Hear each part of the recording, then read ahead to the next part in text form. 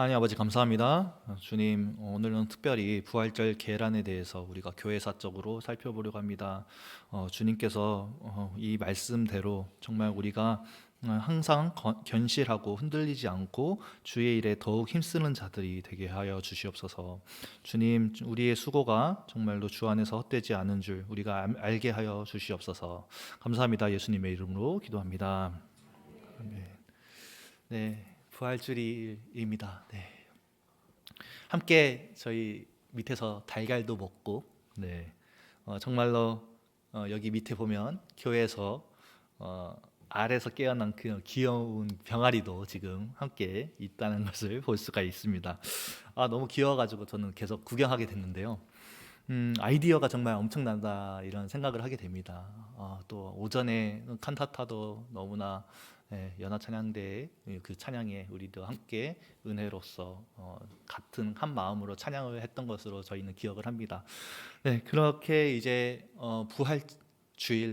부활주일답게 우리가 오전을 나누고 그리고 점심을 함께 먹고 교제하고 그리고 이렇게 오후로 왔는데요. 오늘은 특별히 설교에 있어서 성경 속에 있는 이 성경에 있는 말씀을 가지고 주애를 하기보다는요, 그렇게 하는 설교보다는 부활절 문화와 관련된 그리고 교회사적인 설교를 이제 함께 하다 보니 제가 과거에 사역했던 사진들이나 아니면 고고학적인 그런 제가 연구를 했던 자료들을 좀 쓰고 이렇게 사용될 것 같습니다. 네. 자, 그러면 이제 설교하기 전에 먼저 제가 특별히 제가 있었던 곳인 러시아에서요 사용했던 그 말, 네, 러시아어로 네, 부활절 인사를 해볼까 하는데요. PPT 한번 띄워주시겠습니까? 네, 보이시나요?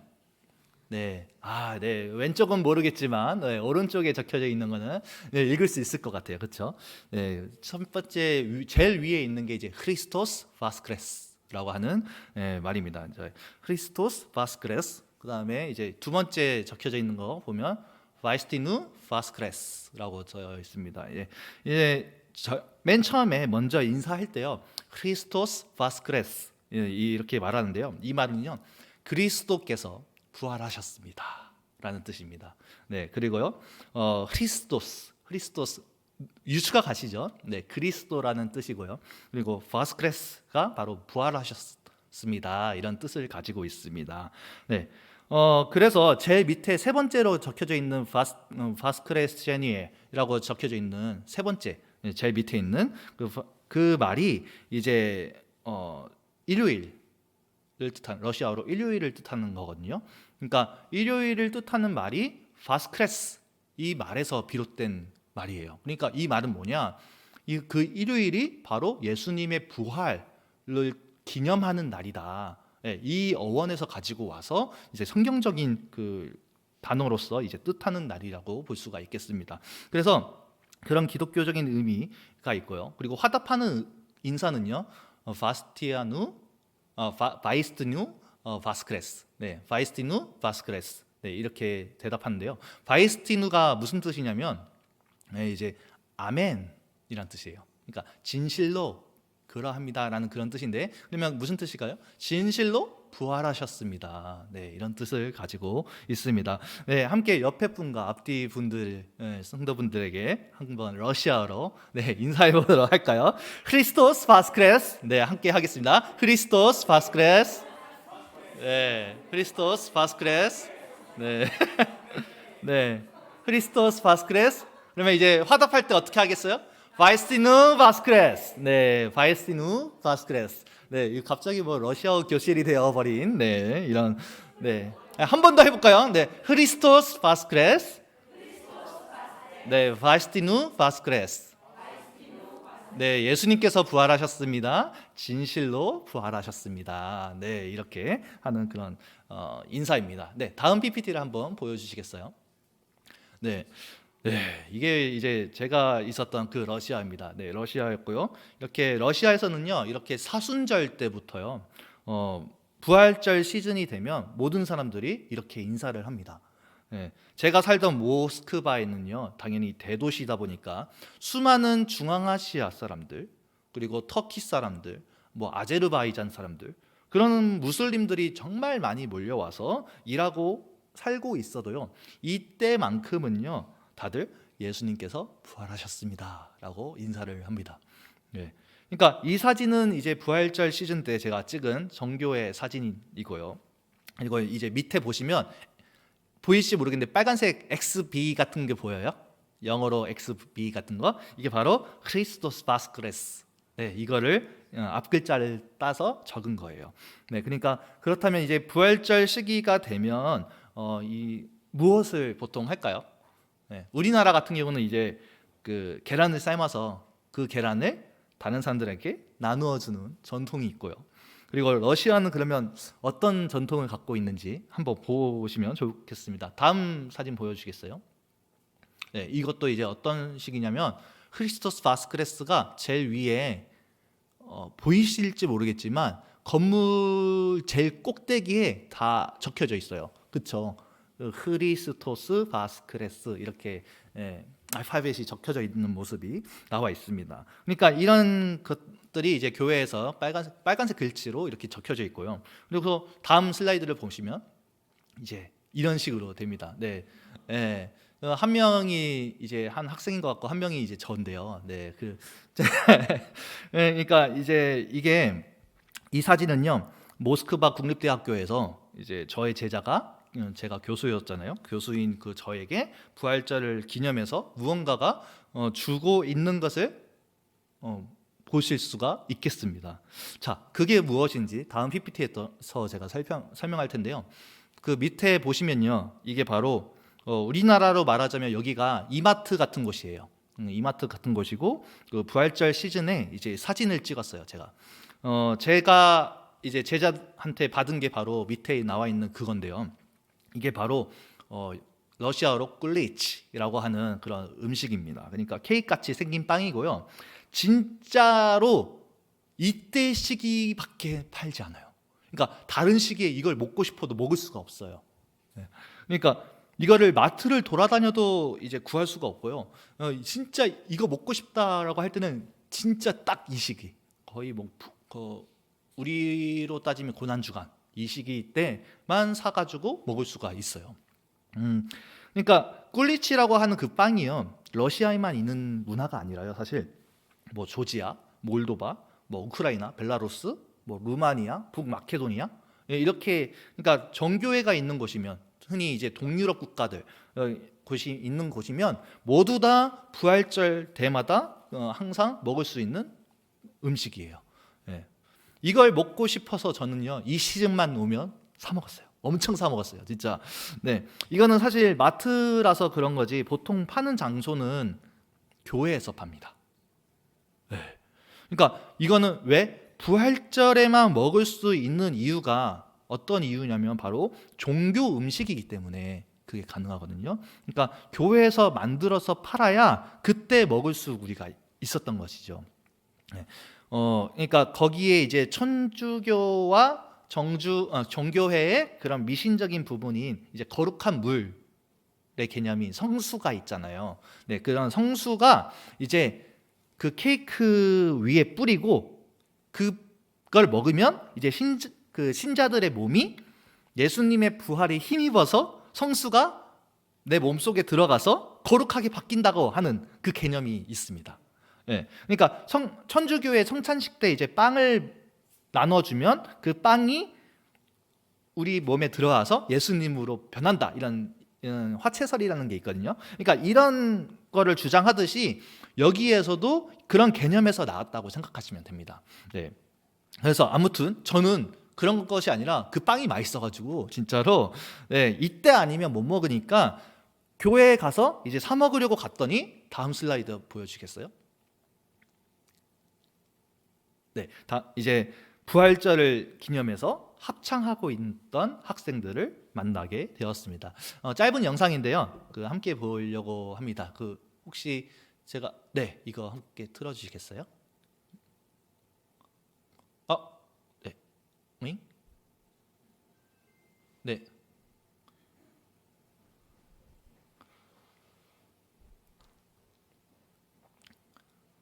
그 화면 쪽으로 넘어가셔서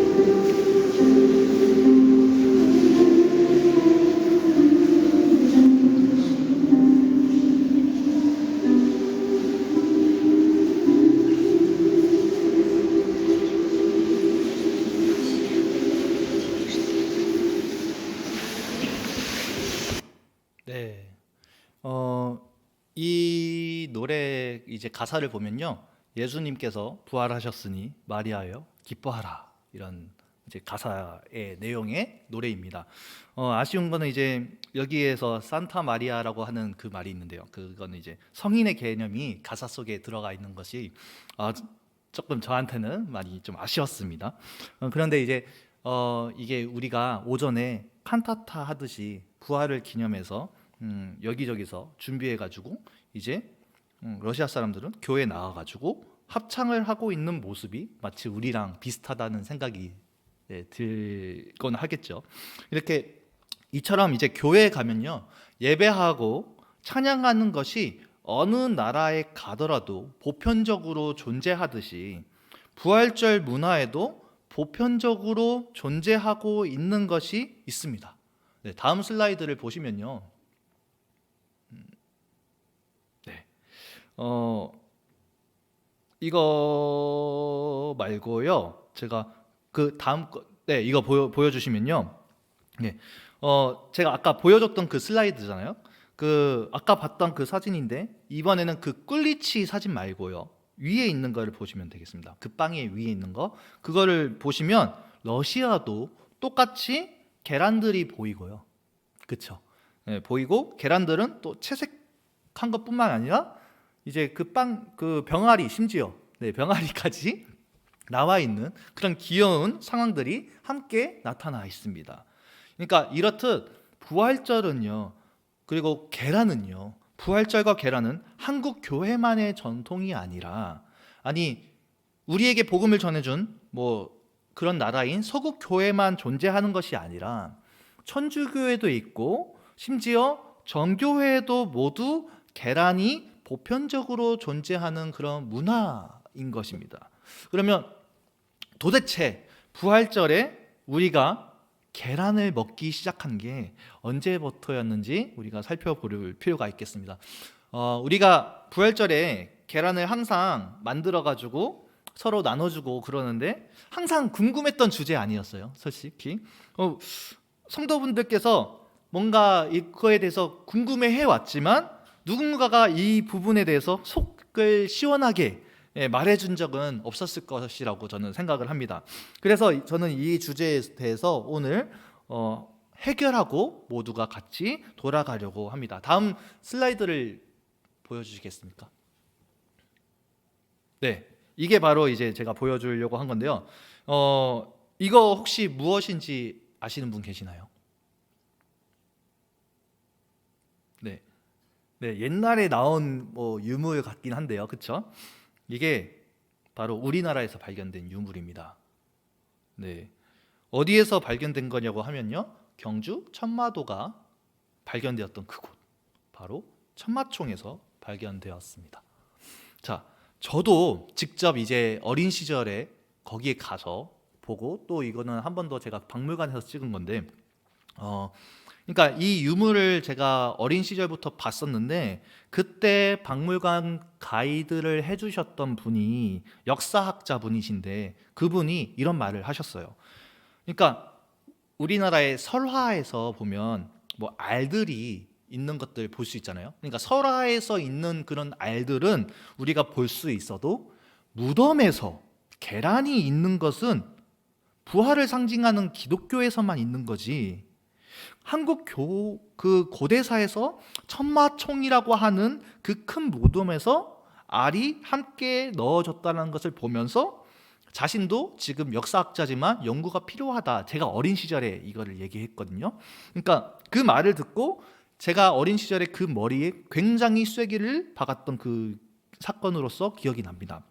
그러면 저도 이제 어린 시절 때 어쩌면 우리나라도 그런 이제 기독교와 연관되었을까 이런 생각을 하면서 지나쳤었죠.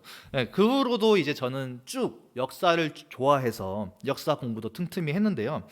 선교사로 제가 이제 지냈을 때 하나님께서 이제 저의 이런 모습까지도 사용하셔가지고 고고학 연구도 이제 함께하는 연구자로서 함께 학계에서 연구하고 가끔 발굴하러 같이 유적지를 돌아다니면서 보곤 했었어요.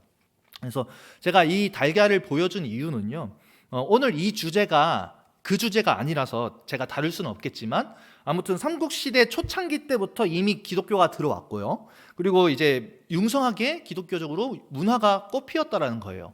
예, 이를 뒷받침하는 유물들이 굉장히 많이 존재합니다. 우리나라에도. 그래서 청소년부에는 조금 제가 간략하게 말해준 적은 있었는데 다음에 기회가 된다면 이 부분에 대해서 제가 알려드리도록 하겠습니다. 아무튼 한국뿐만 아니라 제가 있었던 과거에 우즈베키스탄은요, 실크로드를 통해서 초창기 기독교의 그런 유적들이 굉장히 많고, 그리고 거기도 그렇고 마찬가지로 러시아 북동부 지역 우스리스크나 블라디보스톡 같은 그런 연해주는요, 마찬가지로 발해 유적들이 정말 많은데 그 시기 발해와 함께한 기독교 유적들도 그렇고요. 아무튼 그런 기독교 유물들이 나오는 곳이면 항상 계란이 나왔다는 겁니다.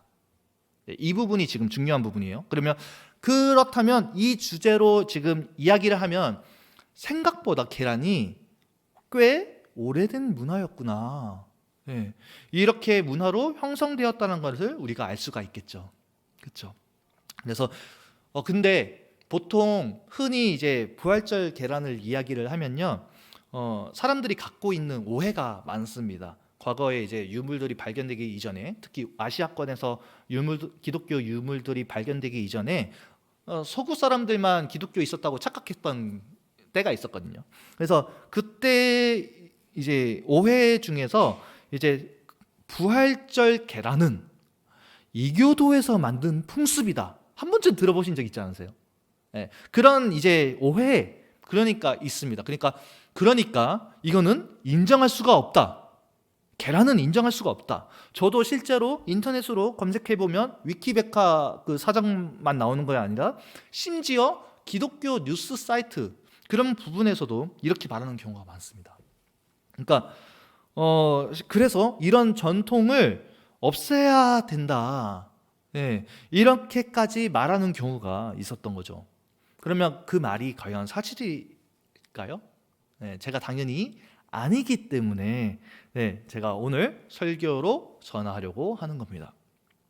단편적인 그런 지식으로 마치 진실인 것처럼 떠드는 사람들이 많을 뿐만 아니라 그거를 진실로 받아들이고 인용하고 퍼나르는 실정으로 지금 보면 너무 아쉬움이 많습니다. 제대로 파지 않고. 그러니까 흔히 이교도에서 왔다고 하는 주장, 그거부터 저희가 살펴보도록 할 텐데요. 그 주장이 원래 초대교회 시절에는 없었는데 다른 잡종교랑 혼합이 되었다. 특히 부활절 영어를 봐라. 이스터 아니냐, 이스터. 그러니까 이스터는 그 어떤 거냐? 바로 에오스트레라고 하는 그런 그러니까 영어로 된 에오스트레라고 하고 독일어는 이제 오스테른이라고 하는데 오스타라라고 하는 그런 이제 봄과 풍요의 신과 결합되면서 그 말을 가지고 이제 부활절이라는 단어도 만들어진 거다. 그래서 그때 형성이 되면서 그때 달걀 문화도 그때 만들어졌다. 이런 게 이제 그 이교도에서 혼합이 되었다라고 하는 말이거든요. 근데 그게 과연 맞을까라는 거죠. 제가 당연히 아니기 때문에 이거를 얘기를 하겠죠. 정말 반쪽짜리 맞는 말을 가지고 와가지고 붙여서 말하니까 모든 것이 진실처럼 들리는 거예요, 지금. 그러니까 이야기의 출처가 그러면 이게 어디에서 먼저 나왔는지 이거를 좀 살펴볼 필요가 있잖아요. 자, 제일 또 많이 사용하는 사람들이 누구인지 이거를 보면요, 한국에서는요 일단은 안상홍부터 시작되고 그리고 어머니 하나님을 제일 많이 외치는 하나님의 교회가 이 주장을 굉장히 많이 합니다. 그러니까 자기들이 거기에서는 계란을 먹지 않고 떡을 나눈다. 그러니까 우리가 정통성이 있다. 이렇게 주장하고 있거든요. 그러니까 심지어 우리 복음주의 학자 중에서 크리스토퍼 라이트라고 하는 굉장히 유명한 이제 분이 책에서 이런 부분들에 대해서 저서를 적었는데 자기도 이렇게 생각한다라고 적었어요. 그러니까 그거 실려 있어가지고 이거에 대해서 엄청 많이 이제 인용을 하는데, 그러면 그 크리스토퍼 라이트 박사 계란회가 최초의 출처였는가? 그건 아니거든요. 그리고 최초의 출처를 또 따지고 들어가면 미국에 있는 제7일 안식교, 제7일 안식교에서 줄곧 주장했던 내용이었던 것입니다. 그러니까 뭐 아무리 안식교에서 주장하는 내용이라고 하더라도 사실 팩트가 맞으면 뭐 차라리 괜찮을 수도 있었겠죠, 그렇죠? 근데 그렇지만 사실이 아닌 이유들을 제가 일부러 그 전에 PPT를 가지고 힌트를 보여줬습니다. 이 주장이 틀린 이유는요, 일단은 튜튼족이라고 하는 그런 민족이 있는데, 그런 튜튼족이라고 하는 민족이 에스트로엘에 이렇게 얘기하는 그 민족이거든요. 그 종족이 가진 한정된 공간이에요. 그러니까 그 튜튼족이 나중에 게르만족이 되고요. 그리고 영국의 앵글로 섹슨족이 되는 그 민족이거든요. 근데 그 튜튼족이 아쉽게도 기원전 1세기에서 2세기경에 없어집니다. 네, 이해가 가시죠? 그리고 아무튼 뭐 그 후예들이 어쨌든 게르만족이기 때문에 맞는 것이 아닐까? 이렇게 생각할 수 있겠죠. 근데 그 게르만족은요, 유럽으로 이동하는 시기가 바로 5세기에서 6세기경이에요. 자, 여기까지가 같고, 그리고 심지어 영어로 이스터라고 만들어지기 시작하는 건요 13세기 무렵이에요. 이해가 가시죠? 13세기 무렵이에요. 그러면 보편적인 공간과 그리고 보편적인 시대가 아니라는 거에 대해서 이거에 밝혀지게 된다는 거죠. 제가 알려드린 계란이 중앙아시아에서도 나타나고요, 극동아시아에서도 분명히 기독교 초창기 때부터 존재했던 그것을 알려주고 있음에도 불구하고요, 장로교회가 다른 절기는 안 지켜도 그 부활절은 지키잖아요, 우리가. 그 이유는요, 니케아 공의회라고 하는 이제 공의회가 있기 때문이거든요. 그러니까 그 일 때문에 우리가 지키게 되어 있습니다. 그러니까 이거는요, 교회가 전체적으로 나눠지기 전에 뭐 천주교, 뭐 동방 정교회 뭐 이런 거 나눠지기 전에 교회가 전체적으로 하나였을 때 그때 있었던 일이고요. 그 니케아 신조가 결국 우리가 지금 신앙 고백하고 있는 사도신경의 초석이 되는 공의회이기 때문에 매우 중요한 회의예요, 이 회의가. 근데 그래서 어떤 교파든 뭐 종파든 막론하고 사도신경을 고백하는 것처럼 우리가 니케아 공의회를 무조건 가지고 가야 하는 게 있어요. 근데 이 내용을 지금 다 알 필요는 없지만 여기서 중요한 거는 니케아 공의회를 왜 제가 얘기를 하고 있냐면요, 이때 부활절에 대해서 자세하게 언급하고 있거든요. 그래서 그때 언급하면서 그때 달걀 먹는 문화도 이미 거기에 다 적혀져 있었습니다. 그러니까 그 시기에 예루살렘 교회에서 먼저 또 적혀져 있었습니다. 그러니까 니케아 공의회가 몇 년에 열렸냐? 325년이거든요. 그러면 다르죠. 게르만족이 그 이후에 왔으니까. 그러니까 게르만족이 들어오기 전에 이미 형성되어 있었던 문화였고, 그리고 널리 세계적으로 숨겨나간 아시아에서도 이미 부활절의 계란의 그 문화가 형성되어 있었기 때문에 지금 이단들이 거짓말 치고 있다는 거예요. 그러면 이스터가 관련된 그 이교도와 혼합된 것은 없었던 걸까요, 과연? 이게 이제 반쪽짜리가 맞았다라는 게 바로 그 부분이에요. 그러니까 있었습니다. 그러니까 그렇지만 달걀 문화가 아니었다는 거예요. 이거 이해하셨죠? 다음 PPT 보여주겠어요? 그러니까 이스터 그 혼합 문화는요, 봄과 풍요와 그런 다산의 신입니다. 근데 그 오스트라가 그 토끼 모습으로 있는데 그게 바로 혼합이 되면서 부활절이라고 하는 새로운 용어를 만들 때 그 과정에서 토끼가 부활절 문화에 들어온 거예요. 그래서 서구 유럽 기독교에만 존재하는 그 부분이거든요. 그 토끼가 반이 미국에서 사시는 분들이나 유럽에 가시면 토끼 초콜릿 많이 팔고 막 토끼가 막 알 캐고 막 그러거든요. 그런 것들을 이제 얘기를 하는데, 그게 이제 펜실베니아로 이제 17세기에 건너와서 미국의 상업 문화랑 결합이 되면서 토끼가 이미 있던 부활절 계란 문화랑 혼합을 해가지고 그래서 달걀을 나눠주는, 토끼가 달걀을 나눠주는 개념으로 이제 혼합이 된 겁니다. 이게 어디에서 나왔냐? 저거 제가 책에서 언급했는데 바로 게오르그 프랑크 폰 프랑케라고 하는 사람의 프랑케노라고 하는 사람의 보시면 드 오비스 파스칼리부스라고 하는 그러니까 부활절 계란에 대하여라고 하는 책에 언급되어 있습니다. 그러니까 부활절 계란에 대하여라고 하는 그게 언제 만들어졌냐? 1682년. 1682년에 부활절 계란이 이스터와 관련된 게 아니라 토끼랑 관련된 것이다. 이렇게 말하고 있는 거죠. 그러니까 다음 PPT 보여주시겠습니까? 그러면 실제로 부활절을 뜻하는 이스터라고 하는 단어가 굉장히 늦게 만들어졌다는 것을 우리가 알 수가 있습니다. 그리고 그렇게 볼 수 있는 게 부활절이라고 하는 영어가 이스터만 단어로 존재하는 게 아니라요, 파스카라고 하는 단어가 있어요. 파스카. 그리고 러시아어로도 파스카고 이태리어로도 파스쿠아라고, 헬라어 성경이잖아요. 파스하. 그리고 라틴어로 파스카. 똑같아요. 이 말이 지금 있는데요.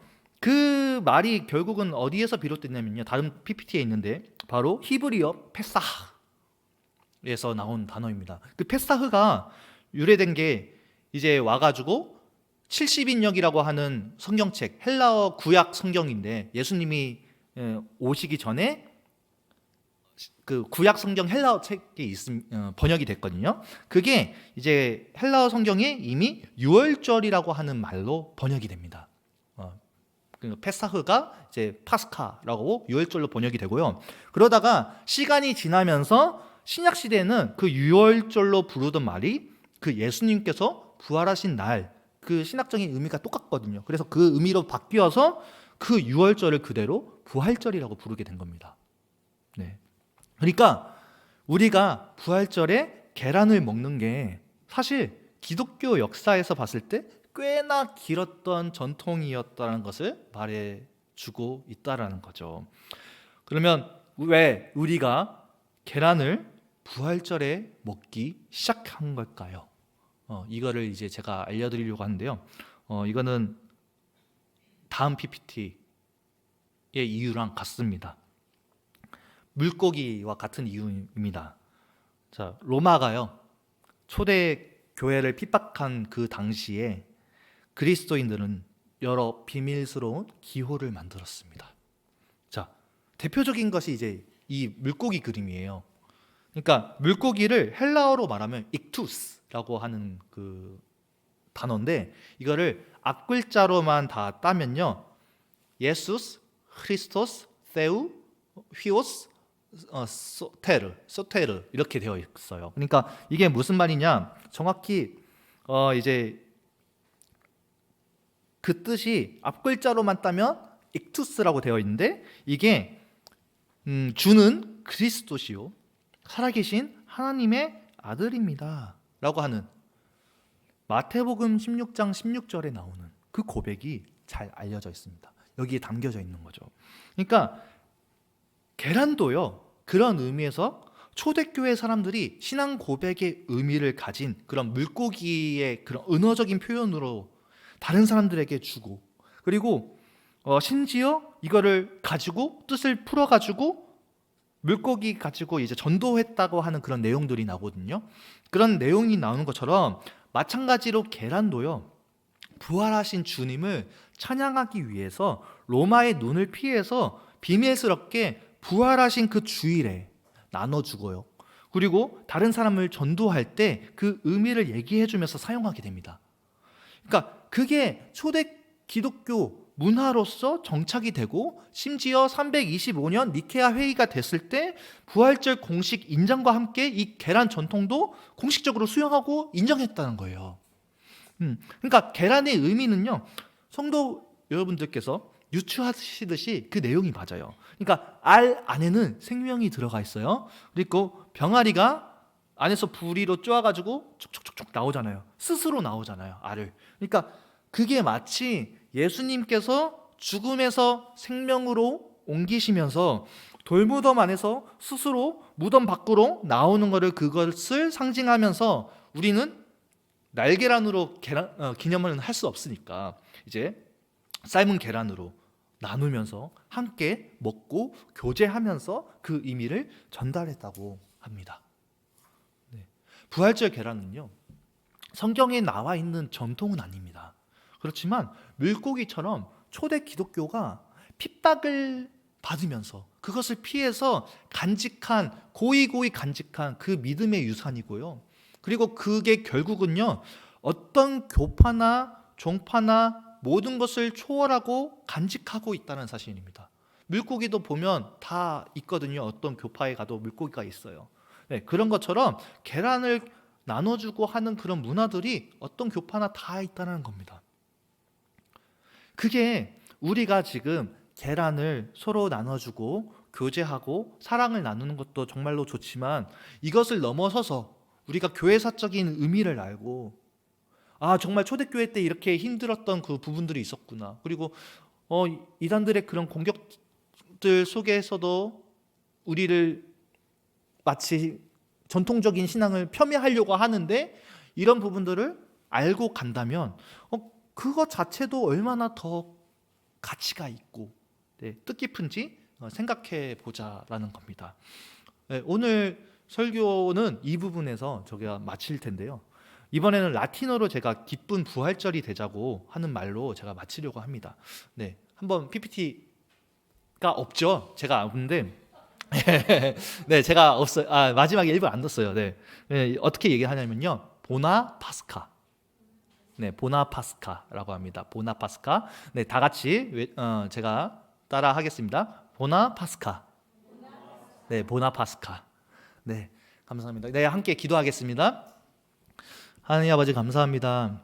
오늘은 우리가 함께 부활절 계란에 대해서 이뤘었던 2000년의 역사를 우리가 함께 돌아보게 되었습니다. 주님께서 보여주신, 그리고 주님께서 지켜주신 그 교회를 우리가 잊지 않고, 그리고 그 교회에서 지켜주신 덕분에 우리가 믿음을 가지고 이렇게 여기까지 왔음을 우리가 고백합니다. 주님, 얼마나 믿음 가지기가 힘든 시대에 그 초대교회 사람들은 물고기와 계란을 가지고 믿음을 지키기 위해서 힘쓰는데, 우리들은 이 시대에서 정말로 예수님이라는 것을 말하기도 힘든 그 시대 속에서 또다시 새로운 방향으로서 우리가 또 믿음을 지키기 위해서 다시 고민해야 할 때가 아닌가 다시 돌아보게 됩니다. 그 속에서 또 진리를 통하여서 많은 사람들에게 또 진리를 전해줄 수 있는 그런 사람들이 되기를 원합니다. 주님, 그 계란을 통해서 우리가 많은 의미들을 발견하였습니다. 그리고 계란을 통해서 정말 사랑을 나누는 것을 우리가 보게 되었습니다. 주님, 형식적인 계란 나눔이 아니라 그 의미와 함께 기억하여서 주의 사랑과 그리고 주의 그 운행하심을 우리가 항상 기억하게 하여 주시옵소서. 감사합니다. 예수님의 이름으로 기도합니다.